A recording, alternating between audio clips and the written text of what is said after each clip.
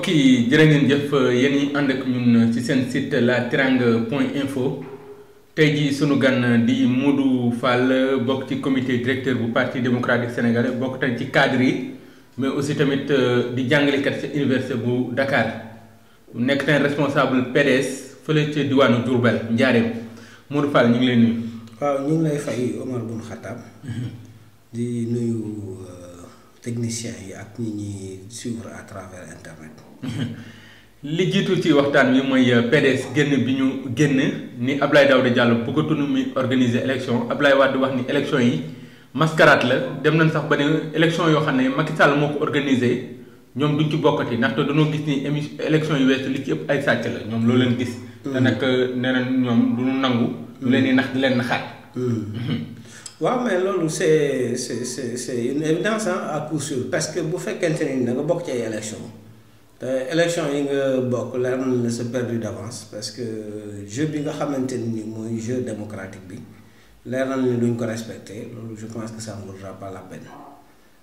te élection buñ koy wax ci am réew dafa am ay indicateurs yu muy àndal mais aussi dafa am nuñ koy organiser parce que élection déjà liñ ciy séntu mooy mu am transparence liñ ciy séntu mooy mu doon élection libre liñ ciy séntu mu doon des élections yoo xamante ne secret wu scrutin bi dañ koy sàmm. te boo xoolee li ma la wax nii amu ci dara loo xamante ne nii par rapport ak législative yi am na ci parce que boo xoolee biñ modifié la loi électorale muy le code électoral daan ni am nañ droit jël 5 bulletins boobu ça veut dire que le secret du scrutin le secret du vote amatu fa parce que yaakaar naa ni ñu ci mën a retenir mooy ku mel ni Maître El Hadji Diouf wax na ni gis na ni président Macky Sall bi muy tànn bulletin loolu ça veut dire que am na déjà luy wane ni moom xam na ni voté lu ko muy benn déjà transparence bu ñu koy wax mooy il faut élection yi avant ñu koy song mu leer ci bopp nit ñi parce que processus mooy élection mooy li ñuy wax processus électoral te processus électoral bu ñu koy wax mooy li jiitu bisu voté bi ak après voté bi moom la ñuy wax phase pré-électorale le jour du scrutin et la phase post-électorale. donc phase pré-électorale nag mooy phase bi nga xamante ni citoyens sénégalais yi dañuy inscrire pour nekk ci liste yi muy phase bi nga xamante ni nit ñi danañ déclarer seen candidature muy phase bi nga xam danañ publier ñuy bokk ci joŋante bi dana am aussi campagne bi. te boo xoolee depuis départ ba bi ñuy def refonte bi am na ñu bari ñoo xamante ni donc ànduñu woon déjà ci démarche bi ñu jël ça veut dire que consensus bi waroon a am réellement pour ñëpp d'accord ci processus bi ni mu war a dérouler ci phase pré-électorale bi amul parce que boo xoolee député des Sénégal de l'extérieur nit ñi jubóowuñ ci ça veut dire que foofu amul consensus boo xoolee ci fichier yi inscription yi ni ñu ko doon dérouler aussi commission yi manqué woon na difficulté pour inscrire amoon na. boo xoolee aussi bi ñu demee ba ci tirage carte yi aussi dem nañ ba ñoom xam ni sur le plan logistique matériellement mënuñu tirer autant de cartes pour ñi nga xamante ne ñoo inscrire muy les 6 200 et quelques inscrits boo xoolee aussi cartes yi ñu jot a tirer au moins muy 3 900 sénégalais yi ñu ci bari amuñu possibilité ci diir bu gàtt boobu jot seen ay cartes parce que xam ñu ni ñuy def compliqué na ñu bëgg a jot seen carte bari na donc yooyu yëpp ay manquement la. yoo xam ne dafa amoon déjà ci phase bu njëkk wu processus bi muy la phase pré-électorale sénégalais yëpp teg ci seen bët sénégalais aussi teg seen bët ni am na ñaari yoon yoo xamante ni ñiy organiser élection yi salfaañe nañ ko loi bi tëral élection ñaari yoon rawatina ci loi bi nga xamante ne nii mooy le protocole de la CEDEAO bi wax ni élection bu ñëwee kenn amul droit modifier règle ci 6 mois yi nga xamante ne moo des ci élection yi ñu gis ni modifier nañ ko fi pour indi 5 bulletins minimum muy benn ñu gis ni aussi modifier waat nañ fi loi bi parce que le code électoral dafa wax ni boo duggee ci salle bulletin yëpp nga war a jël déjà muy li ma wax ba pare modifier waat nañ ko parce que nee nañ kuy voter da ngaa war a am carte nationale d'identité ak carte d'électeur muy carte wala carte CEDEAO bi ñu gis ni nit ñi voté nañu récépissé ñi voté yeneen type de document numérique yoo xam mais da ngeen teg benn condition. muy Abdoulaye Daouda Diallo. maanaam condition Abdoulaye Daouda Diallo bi on est allé au-delà parce que boo suivre di nga xam ni bien avant le référendum nit ñi doon nañu wax condition Abdoulaye Daouda Diallo après le référendum ñu koy continuer mais comme état moom bu fekkente ni da nga ko yoree gumba tëx lu ça veut dire que li ñuy wax doo ko dégg doo déglu opposition bi li ñuy wax c'est yoon nekku ci faale woo seen point de vue ça veut dire que à ce moment là donc lu la neex ngay def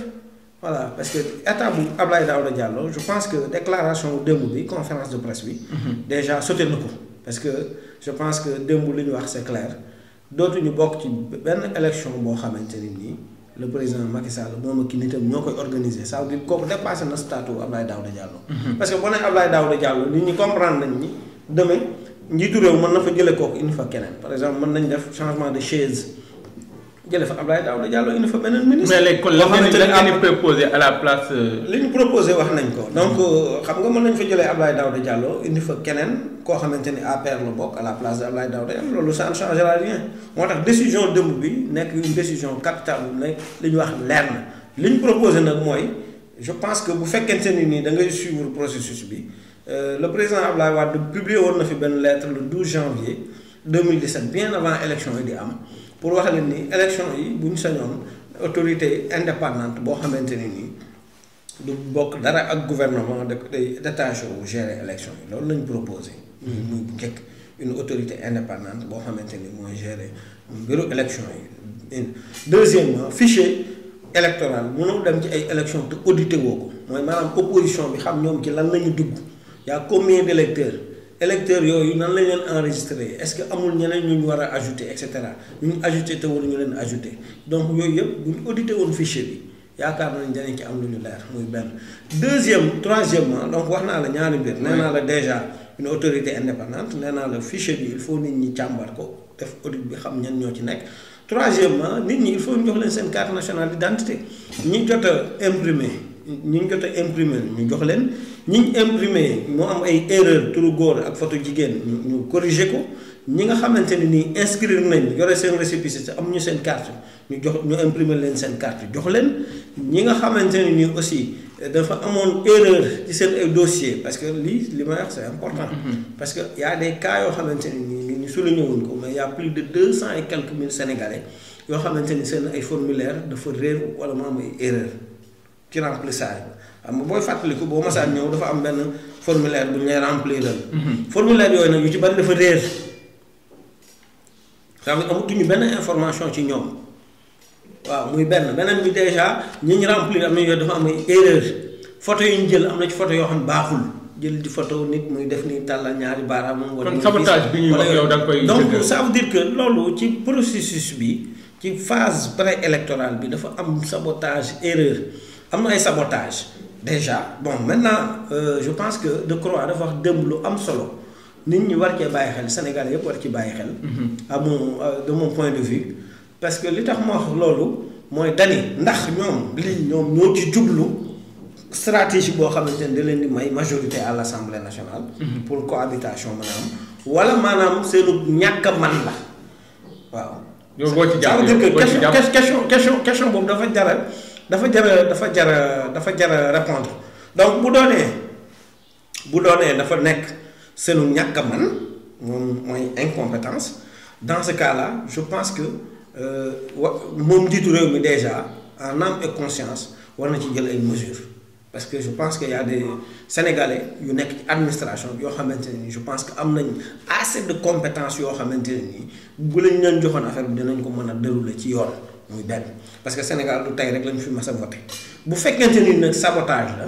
nga xamante ni dañ cay jublu ñoom def ay manœuvres politiques et des manigances pour avoir une majorité pour ne pas avoir une cohabitation. Dans ce cas-là moi je pense que li ñu def mooy le peuple est souverain boobu ñu wax ci constitution bi moom lañ sàmmoon. léegi ñu avancé tuuti. léegi est-ce que du da ngeen war a mere seen bopp yéen waa opposition parce que am na ñu ne ñu fare ci nguur gi ay mauvais perdants la ñun waa opposition bi ban waree ànduñu tamit am na ñu ko regretté ci yéen est-ce que nekkul loolu mu leen jural tey jii li leen dal parce que boo leen àndoon gis ni département yu bari Sénégal. waaw ci ëpp doole da ngeen koy gagné. waaw loolu je pense que opposition bi daf ci am ñoo xam comprendre luñu woon parce que nee naa la sànq. La date du 12 janvier 2017 président Abdoulaye Wade dafa bind benn correspondance benn lettre adressé ko le comité directeur du parti démocratique sénégalais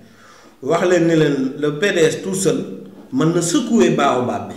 mais pour pouvoir terrasser le baobab il faut ñu ànd ak yeneen parti de l'opposition yoo xamante ni ñoo ñu may ñu mën a tere. PDS mën na yëngal guy gi waaye ngir mën ko daaneel guy gi waaye pour mu daaneel ko il faut ñeneen ñi nekk ci opposition bi ñoom mun leen kon yéen comité directeur yéen ñi nga xamante ni yéen a fa nekk fexe leen ba coalition yooyu mën a am mais moom loolu lañ mënal. maintenant bi gars yi demee bay négocier donc ñu gis ni PDS mooy le parti le plus fort kon moom logiquement moo war a jël tête de liste bi nit ñi di négocier di xëccoog moom. Donc, nanguñ parce que nous aussi étant le parti le plus fort, le plus représentatif, je pense que l'élection est bonne, mais quand même, nous n'avons pas quitté. En toute honnêteté. Mais en toute honnêteté, bonne erreur de l'opposition. Non, l'erreur que nous avons fait, nous avons accepté le président Abdoulaye Wade nekk tête de liste de la coalition unique que nous avons créée, la coalition de l'opposition. Nous avons accepté que nous avons fait un résultat. Résultat de la course, nous avons élection yi boo ko jàngatee ñaari coalition ñoo ci gagné. mooy la Benno Bokk Yaakaar parce que ñoom au moins am na seen benn problème bu ñu résoudre nañ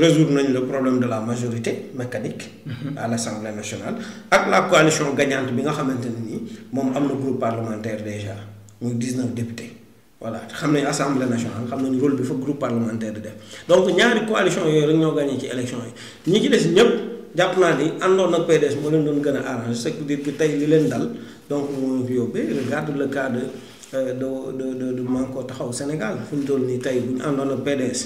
ñoom ñooy gagné Dakar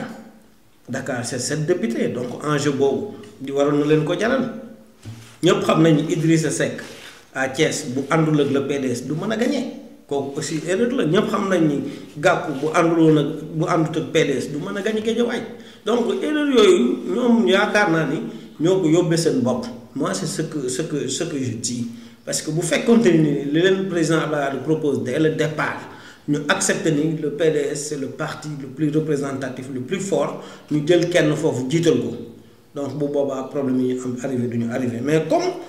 jàngat am na ci résultat yi bu génnee kenn ku ne dana xam kan moo man donc les gens se sont ressaisis moo tax ñenn ñi yaakaar ni effectivement defoon nañu erreur ñeneen ñi aussi gis ni il faut se mettre derrière président Abdoulaye Wade am ñu ko reconnaître ci taxawu Sénégal je pense que Bamba Fall wax na ko il faut se mettre derrière le président Wade am ñu ko reconnaître ci ñi nga xamante ni doonu ñoon politique parce que Abdoul Mbaye nee na bu président Abdoulaye Wade ñëwul woon kon daa Mbaye gën a ñëw. moom da nga ko boole ci grand perdant yi.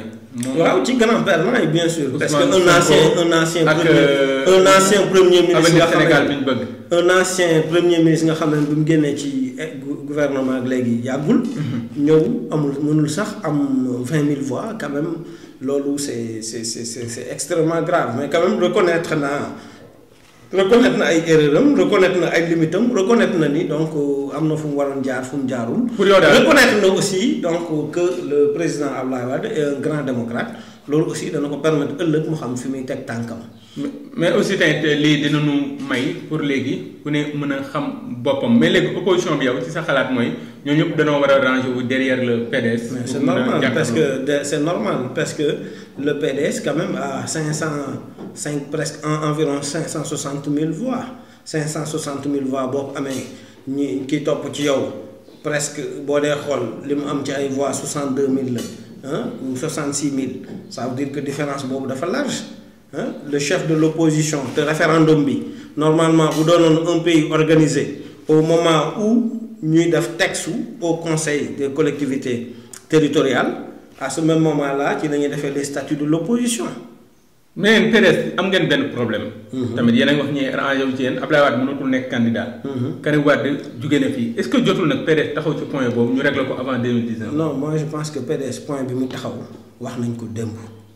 Nous avons déjà un candidat, c'est Karim Meïssa Wade. Tant que congrès amul, ça c'est les textes, c'est les statuts. Donc jarul tourner en rond, jarul discuter. Muy benn. Deuxièmement, li ci am mooy ñun nee nañ tant que ki fi nekk muy le président Macky Sall ak ñu àndal donc ñoo gérer organiser ay élections duñ ci bokk, c'est clair. Donc je pense que c'est assez clair. Maintenant, tant que le jeu politique clarifié wuñ ko bañ xam fu ñuy teg suñ tànk. bu boobaa duñ mën a prononcer wu donc li ñu wax je pense que démb dafa tëj débat yépp nga xamante ne nii mais n'empêche que il a été clairement dit que combat bi concerne Sénégal combat bi concerne démocratie Sénégal combat bi concerne les ressources naturelles combat bi concerne lépp li nga xamante ne nii dafa bokk ci gouvernance réew mi combat yooyu dañuy continuer di ko mener bu danañ fexe ba autorité indépendante bi ñëw gérer élection yi danañ fexe ba nga xamante ne ni fichier bi danañ ko auditer xam réellement ñaata ne danañ fexe ba Sénégalais yi am carte nationale. léegi ñu terminer ak Touba recours en annulation bi opposition bi def foofu nee nañ ci yenn ci bureau wotewuñ ci. ba mu jur problème sëñ Assane ñu téye ko situation Touba ban commentaire nga ci def ci lu mu. waaw situation Touba bi je pense que déjà am na contradiction bu am boo xam ne Sénégalais yëpp war nañ ko remarquer mooy. ak li xew Touba ñoom ñuy def recours pour annuler ba pare ni les élections sont bien organisées am sens si les élections sont bien organisées que les gens n'ont qu'à se contenter des résultats mu jeex mais c'est parce que les élections n'ont pas été bien organisées qu'il y a eu ces sabotages il y a eu ces manquements parce que nit ñi aussi jóguñu noonu rek dem di saccager ay bureaux de vote ak ay centres de vote c'est parce que dafa am ay problèmes yoo xamante ne nii ba ay midi ba yenn heures yi am bureau yoo xamante ni amul bulletin bu parti démocrate coalition gagnante Wattu Sénégal am bureau de vote yoo xamante ne ni dañoo amoon problème pour démarrer parce que wax nañ ni les abris provisoires bi taw bi ak ngelaw li amee ci guddi gi dafa yàqatoo affaire yi jaxasoo donc le temps ñu koy mettre en place presque midi 13h jot na nit ñi am bulletin yi di retrouvé wul donc problème am na. président nee na Abdoulaye Daouda Diallo liggéey na bu baax. waaw mais xam nga aussi li ngay wax ci biir ak li ngay wax ci bitti du bokk. ci politique lañ nekk mais bépp sénégalais boo xamante ni ci réewum Sénégal ngay yeewoon nekk citoyen sénégalais xam nga ni les élections sont très mal organisées. 49% yi lan la ci Macky Sall war a jàngat. waaw 49% yi li mu ciy jàngat moom moo ko xam mais man li ma ciy jàngat daal mooy ñoom bu doonoon élection présidentielle le deuxième tour la majorité amatuñ ko mais analyse bi nga xamante ni man moom laa ci def ba bëgg sénégalais yi bàyyi ci seen xel mooy comment se fait-il que. parti ak coalition bi nekk au pouvoir toujours ay nit di lang jóge ci opposition bi di daw di leen rejoindre di transhumer ñi di ñëw di accompagner le président Macky Sall ba pare pourcentage am di effrité wu dégg nga bu baax li mu wax. dama ne comment se fait-il que ay Ousmane Ngom ay. transhumance yi dañ ko jàpp dara Ndiaye ñëpp di daw Souleymane Ndéné Ndiaye ay Djiboka ñëpp di daw di ñëw ci moom ba pare pourcentage ba mu amoon. en 2012 di wàcc. pourcentage bi mu amoon ci référendum ñu bari rejoindre ko ba pare pourcentage boobu di wàcc donc analyse boobu leer na ni moom jiitu réew mi dana ko def parce que mënoo di gonfler nit ñi di ñëw di transhumer en masse ba pare bu élection ñëwee sa pourcentage yi wàññeeku ça veut dire que y a pas de sincérité quelque part am na ci loo xamante ni nii sénégalais xam nañ ko ci réew mi muy moral ak éthique nit ki mën naa jóge fa mu nekkoon transhumé ñëw mais transhumé boobu ñëw est-ce que yàqalu la parce que bu doon da lay defaral sa pourcentage yi gën a augmenté wu scientifiquement mathématiquement du point de vue de l'arithmétique pourcentage dafa war a augmenté wu mais bu doonee bu ñëwee ci yow sa pourcentage day wàññeeku ça veut dire que quelque part. ñu bari ci ñooñu dañ lay yàqal. dañ koy yàqal voilà. léegi ñu tëj yow yoroon nga fi ay site bokk nga fi ñi fi njëkk a administré ay site loolu nga man loolu xam naa ko ci yow ah. tey jii internet doon problème. réseaux sociaux yi gis nañ ci kaw Penda Ba Ami Collé ñi ak yeneen yoo xam ne jotoon na xew ci jamono. yow mi di spécialiste ci côté boobu. na lay def ba régler lii mu dañ WhatsApp ñëw wala affaire bi yamagul fii. waaw bon man déjà remarque bi ma ci njëkk a def mooy il faut que Sénégalais xam ni. Ami Collé Dieng dañ koo tooñ parce que li tax ñu tooñ ko mooy am na ku génne waxam yóbbu ko ci marché ba ci grand place yi. parce que bu doonoon xam nga tey wax bi mu ñuy wax man ak yow ak sa technicien bi ci salle bi. bu doonoon dañoo enfermé fii di waxtaan ci suñ biir ëllëg wax ñu dégg ko feneen c'est parce que am na koo xamante ne nii dafa senn dafa nettali malheureusement nag. valeur yi nga xamante ne nii moo yàqu ci société bi dans le monde réel valeur yooyu dañ koo déplacer ci réseaux sociaux yi muy fen wax lu dul dëgg commérage et cetera jóg nettali parce que nettali mënul weesu lu ñu wax ci groupe privé nga génne ko autrement maintenant en tant que informaticien parce que je pense que Awa Ndiaye mi géré CDP. données personnelles. Voilà. La coordination qui gère les données à caractère personnel. wax na ni dafa war a porter plainte xaw ma xam dégg nga ko wala. dégg naa voilà loolu déjà c'est clair moo tax ma ni am na ko tooñ moom déjà dañ koo tooñ léegi beneen aspect bi ci des mooy il faut sénégalais yi yeewu mooy lan mooy depuis 2008 am na loi bu ñuy wax la loi sur la cybercriminalité depuis novembre 2016 le code pénal dafa am yeneen daan yu ñu ciy teg muy li ñuy wax ay infraction informatique infraction informatique yooyu nag yow bu doonee da ngay utiliser jumtukaay yooyu te xamoo infraction yooyu yaa ngi ci erreur moo tax ma ni état encore une fois war naa jouer le rôle d'encadreur encadreur mooy lan y a beaucoup de Sénégalais qui sont sur les réseaux sociaux formé wuñu leen amuñu expérience dañuy talax-talaxi di dem état moo war a éduquer parce que loolu ci constitution bi la nekk citoyen kon yaakaar naa ni war na moom ak association yi nekk ci domaine technologie de l'information de la communication war na moom ak ay ARTP ADIE ak yeneen structures yi nga xamante ni dañuy tourner autour de l'informatique quand même war nañu organiser wu xool nan la ñuy organiser des séances de sensibilisation d'information et de formation parce que bu ñu ko deful li muy indi mooy nit ñi toujours dañuy def loo xamante ni seenu ñàkk a xam muy ignorance moo leen koy yóbbee ndax buñ xamoon duñ ko def moo tax ma ne la ñetti textes yii ma la wax war nañ cee sensibiliser doomu aadama yi tax tey statistiques yi wane na ni collège boo dem fukki nit yoo jël juróom yi am nañ compte ci réseaux sociaux yi lycée boo dem fukki nit yoo jël juróom-ñeent yi am nañ compte ci réseaux sociaux yi donc il faut ñu organiser ay conférences ay sensibilisation ci lycée ak collège yi ñooñu mën a restituer après bu ñu demee ci biir kër yi man li may wax nii je propose des solutions pour ñu xam fan la ñuy teg suñu temps parce que je suis dans le domaine de l'informatique depuis 1997 donc plus de 20 ans am naa expérience xam naa donc li may wax pour njariñu état la ñu mën koo njariñoo il faut ñu tàggat ñu nekk ci lycée collège yi ak université yi ñu wax leen ci biir tàggat boobu bu ñu demee nañu restituer li ñu leen xamal ci biir kër yi parce que ñi connecté wu am na ci ñoo xam duñ élève duñ étudiant ñooñu nag pour ñu xamal leen élèves ak étudiants yi yeewoo ci biir kër yi bu ñu leen formé ñooñu dem ci biir kër yi waxtaan ak seen ay mbokk waxtaan ak seen i njaboot xam leen fi ñuy teg seen tànk wax leen li code pénal wax depuis le 8 novembre 2016 ça ne fait même pas encore un an muy les infractions informatiques wax leen li nga xamante ne nii moom la code ci code de la cybercriminalité wax muy ñaar wax leen li nga xamante ne nii mooy la loi portant sur la protection des données à caractère personnel wax nit ki amoo droit créer compte Facebook am utiliser photo créer sa compte Facebook utiliser photo keneen amoo ci droit tant que moom joxu la avalam xam nga yooyu mooy li nga xamante ne fa la réew mi war a jëm réew mi dafa war a jëm ci solution yoo xamante ne nii day aar askan wi di leen sàmm di leen tàggat di leen yee ci lu bari waaye réew moo xamante ne politique 24 heures sur 24 7 jours sur 7 365 jours sur 365 yeewuñu nit ñi ci dara ñi politique moom lañ def métier réew moomu jar naa tiit moi je pense qu'on parle de plan Sénégal émergent mais niñ ci waroon a intégrer le numérique malheureusement intégré wuñ ko ci loolu aussi c'est à revoir réew mi ñëpp a ko bokk Massamba moomu ko Mademba moomu ko ki fi nekk njiitu réew day jóge ëllëg keneen ñëw keneen aussi bu fi toogee da ngay jóge keneen ñëw kon il faut nit ñi xam ni état partage la waruñoo jël benn décision te basé wul ci li peuple bi bëgg waruñoo jël benn décision te basé wul ci li nga xamante ni moom la acteurs yi bëgg muy consensus sur 1992 bi li ko rompre mooy indi jafe-jafe ci élection yi te yaakaar naa ni war nañ ko corriger le plus rapidement bu doonee réew mi moo ñu ñor. jërëjëf merci Modou Fall ñu koy jaajëfal bu baax